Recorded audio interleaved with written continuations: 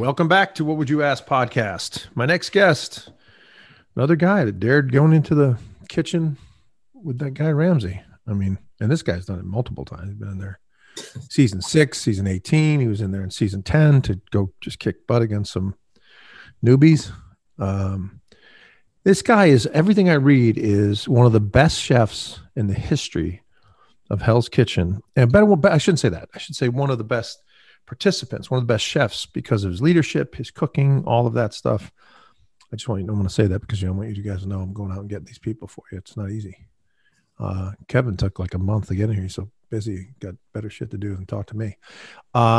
He was on, as I mentioned, season 6, season 10, season 18 of Hell's Kitchen. Kevin Cottle, welcome to What Would You Ask podcast. Thank you for having me. Pleasure to be.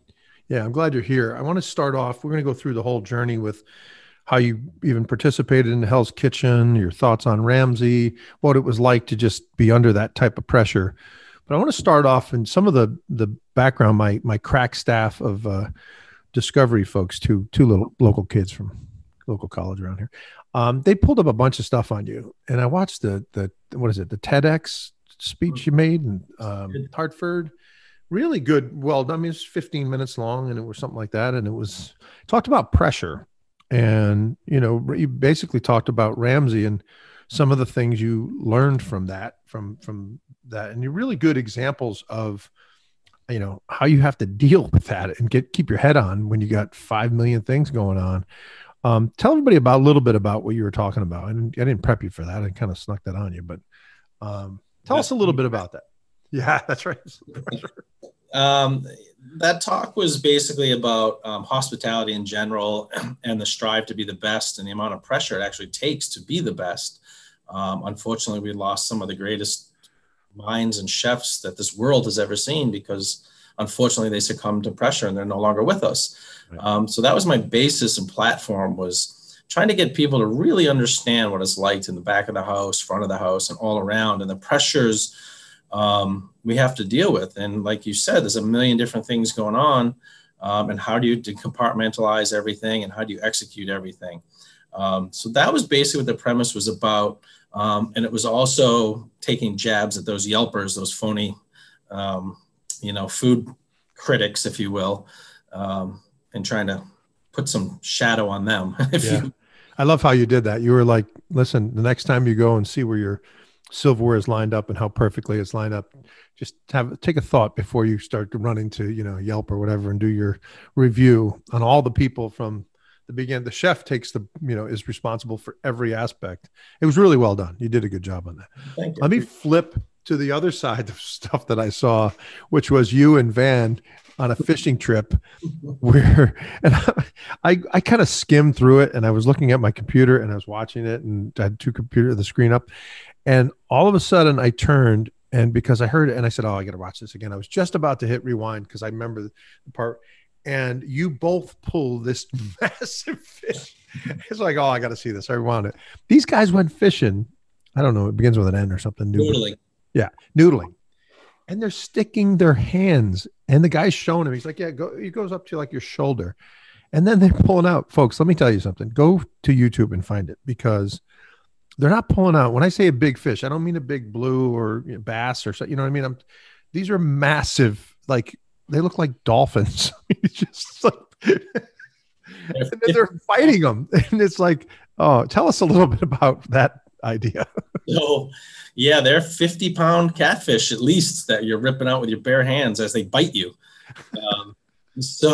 So myself and Van, after the show, we got together, and I convinced him to move his family up and come work with me in Connecticut.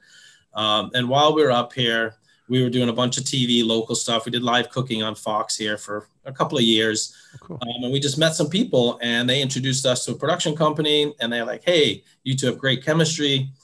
Do you have any ideas? So we said, yeah, we've got tons of ideas for a show. So we gave them our idea. They loved it, pitched it. And the premise of the show was crazy feats for killer eats. So we're going to go into wherever. This case, we went to Tennessee River. Yeah, we're in the stadium. I remember singing Rocky. Yeah, so Rocky Top. We engulf ourselves into the environment, wherever we're at, the people, the activities, and then some of the culture. And a lot of the culture on the Tennessee River was, noodling back in the day, catching some catfish with your hands. So that was our thing. Do some crazy events, have a cook-off at the end, and it was a really well done. And if your guests or your fans want to watch something funny and crack up, definitely look for us. It is definitely worth it. It was first of all, the size of the catfish are unbelievable. They're massive. When you pull it out of the water, I'm thinking, what? It's like monster fish or something. Yeah, it was cool. The show was made, our production company, we went all over the place. We pitched to everybody. And eventually, unfortunately, it got stolen, the idea. Really? Yeah. So we ended up just kind of getting real bitter about that. And like, you know what? I don't know if this TV biz is what we want. You guys are good at it, though. You guys did get along great too. You did have chemistry. So that's, people got to check it out. So let's go right to Hell's Kitchen. Tell us, you're back in season 6, starting off in this thing. Had you watched it previous? Were you a fan? What inspired you, Kevin, to get involved? So, I was a fan. I started watching it. I don't even remember. It was maybe the first, second, or third season. And I just kind of got hooked on it. Me and my wife at the time, we would watch it and I'd scream at the TV. How do you not know how to do this? How are you idiots? Da, da, da, da, da. And then it just so happens, my sister told me they were doing a casting in Boston, where I'm from. And I just said, you know what, let me just give this a shot. And I went to the casting and, I'm on television. So you get in there. Is it different? We get a lot of questions from our listeners talking about, ask them about what it's like. Is it the kitchen real? Is it da-da-da? And I know I've interviewed probably 20 something chefs by now. And I realize you're doing a service for 40 or 50 people and it's real and da-da-da. But was there anything, I know you've probably watched some of the episodes prior, was there anything that you went there and went, oh my God, that looks a lot different, or that's bigger or smaller, or, any changes in what you remember from? Well, first off, I had no idea what television, I've never been really on TV before. So I had no idea. When I got there and I noticed it was a set, I was like, oh, so it's not a restaurant. It is, but it isn't. It's made in good point. A warehouse. Yeah. And that was the most surprising thing. The first thing I noticed was like, oh, this is different. Are there, I didn't ask anybody this, so maybe you can answer this for me. I know there's tons of cameras, and I know you're right. It is a set. It's a live kitchen in a studio. That's really what it is, like Kevin said. Are there any handheld guys with cameras while you're doing this thing in the kitchen, or no, they can't do that? Oh yeah, they're everywhere. They are. They're everywhere. And then there's booms flying all over the place. And but there's cameras in every nook and cranny. Bathroom, they can't go in the stalls or the showers, but they're in the bath. They're everywhere. You can't escape them. Yeah. So I want to ask you about this, because as you go in, there is definitely, everybody does their first dish or signature dish or whatever Ramsey calls it. And there's a realization at that point. And it was worse, I think, in the earlier years, 1, 2, and 3. I've watched all of them. And it's I think the level gets better, but you still have these people that are home cooks or they're teachers of cooking, and they're not necessarily all executive chefs. And what I've seen over the years, or seasons, I should say, is there's a level of frustration from the executive chefs that having to deal with some of the other ones. And if Ramsey doesn't see you kind of helping those along, he goes after the guys like you that know, right? He puts a lot of pressure on the guys that he knows should know better, right? Is that fair? I think that's a fair statement. Yeah. Yeah, I absolutely do. And so how do you handle that? Because I noticed in watching you on various seasons, you're a coach and a mentor and a cook. And then you're also somebody that has had enough, right? And you just like light into somebody. I mean, like all coaches do, right? I've told you once, I've told you twice, I've told you the same thing. Cut it this way or don't do that. Or, I mean, even I know you shouldn't have to, what's the Wellington? Don't cut into the Wellington to see if it's cooked. I'm not even a chef. I just don't cut into it. Cut the end off. I know that now. And there's people cutting it in half, but it's not cooked. And then they got piles of Wellington in the back. Let me just relate two questions in one. Brian Merrill was on the show, and was on, I don't know what episode, what season. He's out of Chicago and has a restaurant in there. And Brian said that to get those people on the line usually takes 2 to 3 weeks of those people working together to gel we get thrown in there. So you're not seeing not only the fact that some people have different levels of ability, but you're also seeing everybody's moving stations and doing different things. And he said, so there's no real flow. Tell me a little bit about your thoughts on that. Is that true?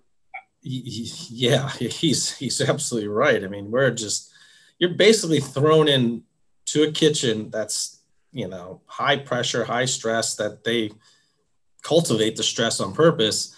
And then you have people that, like he said, you need to gel with the team. Right. You've got personalities, and you got people that think they're chefs that really suck, that just don't listen to you because they think they're better. It's just so many different personalities going on. And it's pretty difficult to, like you said, to hold your cool sometimes. But, I think it took me only a matter of maybe 2 days to figure out what was happening. And, I think a few other people that I feel are super confident had the same kind of thought process. Like, okay, this isn't what I thought. Yeah. Now this is what I think it's going to be, because this is the direction I'm seeing things go. And then it just becomes a matter of, put your old school, back when we did it, Survivor was the big thing. You put your little groups together and you just start, attacking. That's right. That's right. That's a good point. So we talked about the levels of the chefs. Is that frustrating to you, that there's just people that just can't, they're burning fish, and the risotto is, I mean, how many times do people, I just want to go cook risotto, see if I can do it. I'm sure I can't, and there's got to be you mentioned that not everything is in the right spot all the time, right? I mean, sometimes there might be, wait, I thought that was here. Why is that not here anymore when we prep the kitchen? I think there might be a little bit of some sabotage going on there to make things. The little gremlins come out and take stuff on you. That's right. That's exactly right. Those gremlins. Shut off the oven. Your oven all of a sudden. Oh, that's another one. Yeah. What the hell? Why is this not hot? Did you check your station before you started? Son of a bitch. Yeah, that's Christina, not Christina that works for Ramsey, the other one that won season 4, I think. Yeah. She said this. Yeah, she said the same thing. She's like, I don't think. She's like, all of a sudden, that was on when I started, and then I went away, and I came back, and I had stuff cooking, and Ramsey goes, "Is it even on?" And she's like, "Yeah, it's not on." Oh my God! And she was like, yeah. "I was." Oh yeah. It's that kind of stuff is just crazy. I mean, it is. It happens. Yeah. Right. So I have a question. This came in from one of the viewers. They asked, who assigns what station you go to? Is that assigned, or do you guys determine yourself as a group? You like to think at the beginning you're going to do it as a group, but no, you're assigned. Ramsey. Okay. Because they really come. I mean, you're like, why is that person? And this goes for every season. Like, why are they on the meat? Like, they can't cook meat. And then you realize, oh well, that's why they're on the meat. It's not gonna be any fun if they're. Yeah, you kind of prep stuff, and then at the last minute you're like, you're over there. You're like, ah, shit. Hope that's safe. Oh, and that's right. That's your prep for that station. Yeah. Oh man. Like, you're walking into a gold mine. I prepped the shit out of it. You did the same. Oh man. So what is the role of a sous chef in Ramsey's Hell's Kitchen? They seem to be pulling for you guys, because I guess they don't have to be part of the elimination of the punishment, right? If they got to stick around and watch you guys pick up, crap all over the place, or clean something, or do something, or when you go on reward, do they get to just chill, or how does that work? Because my understanding of what it is, and this is my take on what the sous chefs are, is they want to win. It's a competition. They want to beat each other. You know what I mean? Like, they want to hold one on the other, Yep. So they want us to go, but they're not going to hold our hands, at the same time. They might give you little nudges here and there, which is, that's great and appreciative, but they got to sit with us during our punishment. They don't want to do that. When we go on an award, they get to go do whatever they want. They don't want to sit watching us pick up bubble gum on the floor because a bunch of kids are running around throwing candy everywhere. That's so true. That actually happened, folks. If you're all, you are tied for the least amount of elimination nominations. That's got to make you feel pretty good. I mean, that means people are saying you're good at what you do, right? I mean, I think so. I mean, I had 0 on season 6. I was never up there. It's a good feeling to. So let's talk about the season 6 to season 18. Obviously, Ramsey has a lot of respect for you. That's clear in some of the things I've listened to him talk about you, and basically, and I think you guys even might be in agreement with this. First of all, we'll talk about the finality in season 6 because from our view, they might have got something wrong there at the end. But Ramsey said you were hungry as hell in season 6. And maybe not in 18. And you seem to, in some of the comments, agreed with him. Fair enough? Absolutely fair. Absolutely fair. So tell us about that a little bit. What was the difference? You're just hungry in season 6. You came there to win. In season 18, maybe you're established now. You got your restaurants. You're in a different place in personally and professionally? Yeah, without getting too deep into it, I guess. Yeah. The first time I got there, I was very hungry for it. I was there to win the prize, and then I was there to also, hopefully get my talents recognized. And, it was more of I had a really great job at the time, really great job. It was more not for the job at the end of the rainbow for Hell's Kitchen. Yeah, the money's was first and foremost in my mind. I want to win a lot of money.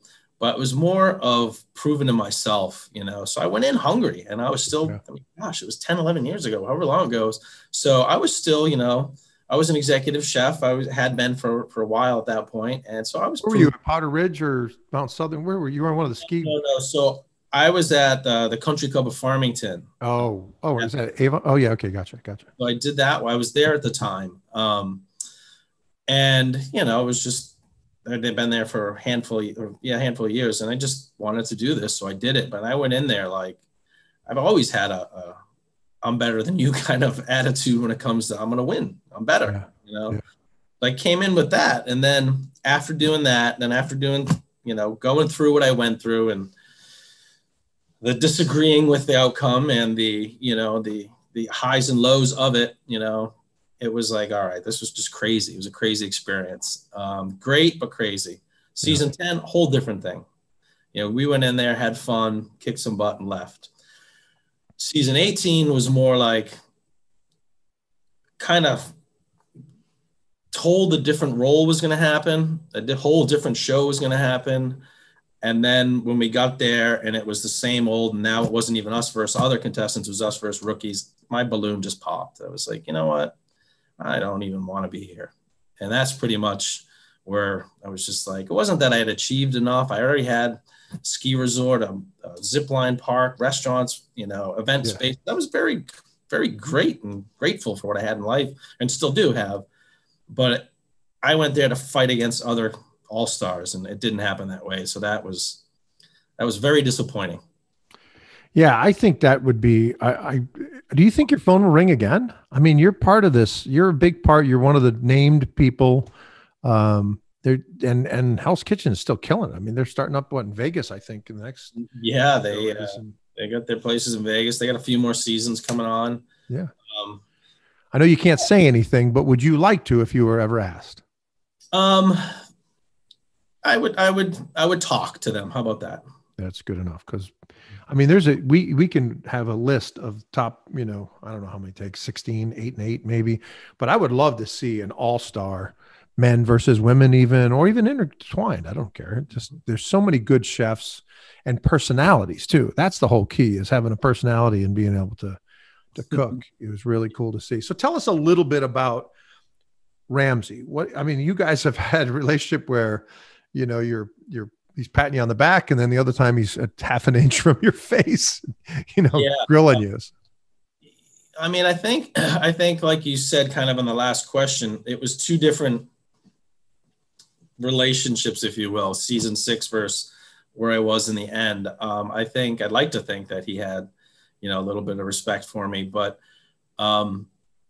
he's intense, man. He's an intense dude. And sometimes you take the brunt of someone else being an idiot, and he just happens to catch you, after he just screamed at somebody, and you may not even do something necessarily that bad. And he just, unleashes on you. And it's just a matter of taking it, Yeah. And I think a lot of people don't understand that, and they get all flustered, and, it's like, just shut up and move on, man. He said in one of the interviews I read that your focus on being a good leader and delivering good food is what makes you a great chef. Do you agree with that? I appreciate those words. Those are very kind words. If he said that of me, I'd have that on the front of my house, I think, like painted. No, and I like to think that, and I'm glad some other people see that. So that's great. That's funny. So the other thing people are interested in knowing, and I know there's things you can't say, it is private and stuff, but what do you guys do when you're not cooking? And I know there's a long days. Some nights you're in at 10 and 11 o'clock. I know you have to do your interviews or whatever they call them, the one-on-one confessionals or whatever. But when you go back, are we getting a chance to sit down and have a beer and hang around the fire pit? Are we playing cornhole? Are we playing cards? Are we intermingling with the women? Are we playing music? What happens in that? Yeah, there's definitely, unwind, have a beer, glass of wine, whatever. And then it's just, you're unwinding. So yeah, there's different, it could be in the kitchen. Maybe you're playing a game of cards. It could be outside. We had a hot tub. Maybe you go in the hot tub. Oh, that's right. You guys did. Yeah. There's like a little bit of gym equipment. Van was always on the gym equipment. Of course. And it's just different things. I think me and maybe one other person were the only people, me, Van, maybe three of us were the only ones who didn't smoke. Oh, like everybody was outside puffing away like chimneys. So a lot of times I just stay in the kitchen, the little loungy area, and you just unwind, just shoot the shit, maybe bitch a little bit about what happened, who sucks, who isn't. Because you never really are off. You never really fully unwound because you're still jazzed up. Like you said, you might have just got off at 11. You're still jazzed up. You don't know what time they're going to come in with a bunch of drums at 4 a.m. and wake you up. So that's pretty much it. Just dog barking. What have I said? I saw midgets running in the room one time screaming. I mean, it's just amazing what you guys go through. Let me ask you this about eliminations, because you don't know, participating certainly in season 6, you weren't one of them, but when you guys sit in your little huddles, and people ask this through social media in preparation for the Hell's Kitchen chefs being on here, they asked about how much is it it's all strategic. I get it. So sometimes some of the better chefs are trying to take out the other ones, but is it more of a popularity contest, or is it literally the worst chef from that particular service, or the entirety of the services? Is there ever a standard in that, or no?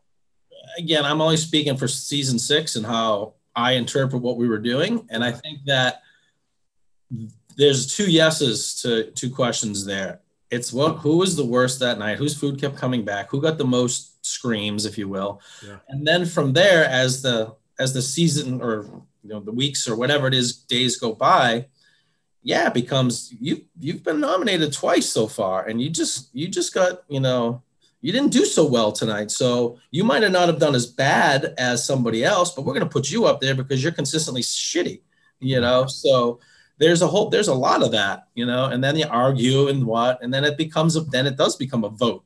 And maybe the person doesn't like you. That could be the singular vote that says, you know what? Yeah, we're nominating you. But you never know who he's going to call. He could call that one person, that doesn't like you. And then they'll nominate, somebody else, or they'll throw off your whole plan that you had. Yeah. I want to talk to you about the challenges in a second, but the worst feeling, I think, you're standing in line, you're not going up because they asked somebody else, hey, Kevin, tell us the 2 that you nominated, and you're not one of them. That Ramsey can go, you know what, there's one more person that should be up here. And I immediately would shit my pants.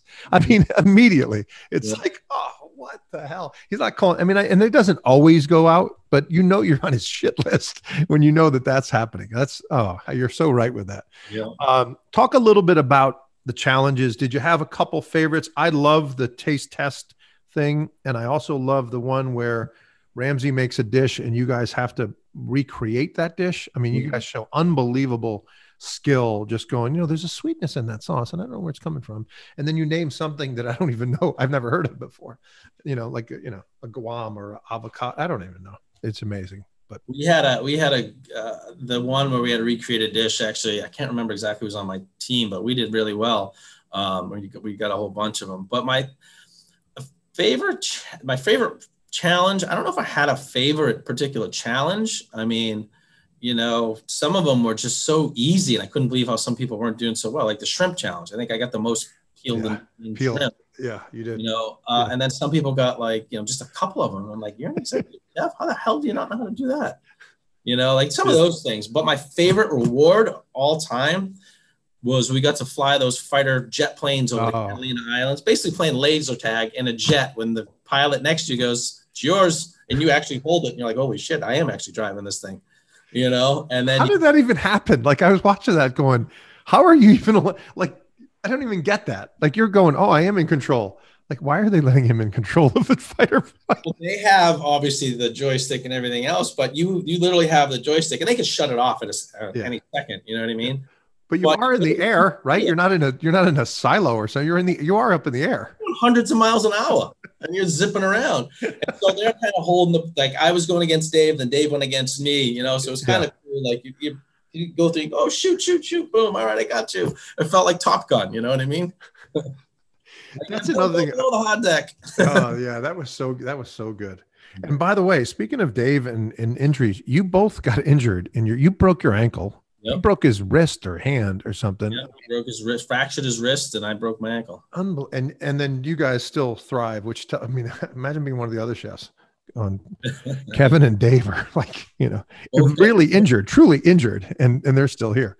Yeah. By the way, I think there was people who are like, yeah, I don't know. Kevin gets hurt. It's like, it's not going to hurt us too bad. I don't want to be injured, but it's going to slow him down a little bit. They thought what is mise en place? What does that mean? Prepared. You have your preparation for whatever the dish is. Your mise en place is being ready to go. Everything's prepared in accordance to how you're supposed to cook. Whatever the dish is, your risotto, for example, you have your rice par cooked, you have your cheese, you have your stock, everything's ready to go in order.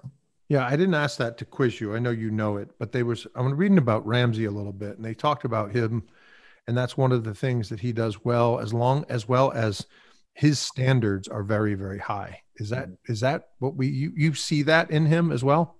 Obviously, I think I didn't go there to learn how to cook from Chef Ramsey at all. I went there for a couple of different reasons, but I didn't go there expecting I'm gonna learn how to cook.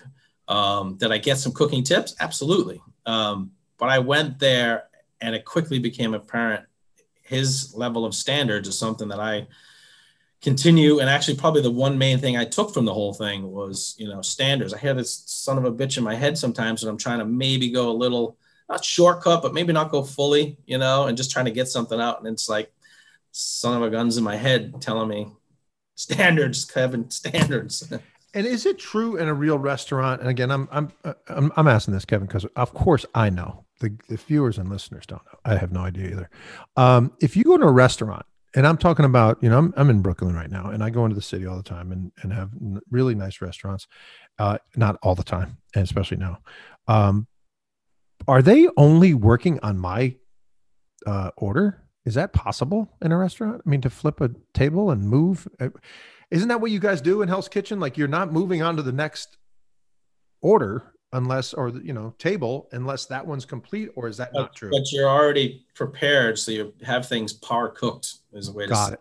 Got it. Everything ready to go. So when the pickup comes, it's an easy, quick pickup. Understood. So we're working on multiple things, but you don't have everything made and ready to go, sitting there waiting. Oh, pick it up. Okay, here you go. Yeah, no. We've seen when people do that. What was that big guy with the black hair? I forgot his name. Raj. Raj was cooking he had 2 plates. And chef turned around. He's, what are you doing? Like, I was getting prepared. Like, oh, that's not prep, you maniac. It's so funny. That is so funny.